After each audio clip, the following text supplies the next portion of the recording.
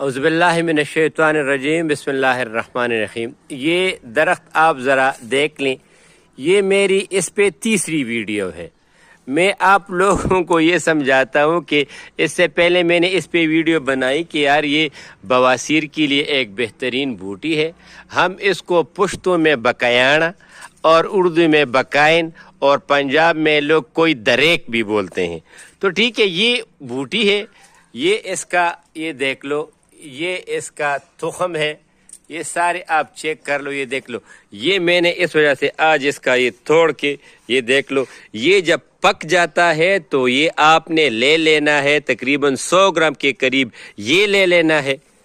और इसके साथ आपने इस तरह करने के 50 ग्राम इसके साथ आपने छिलके रीटा लेना है और 50 ग्राम आपने इसके साथ रसौंत लेना है।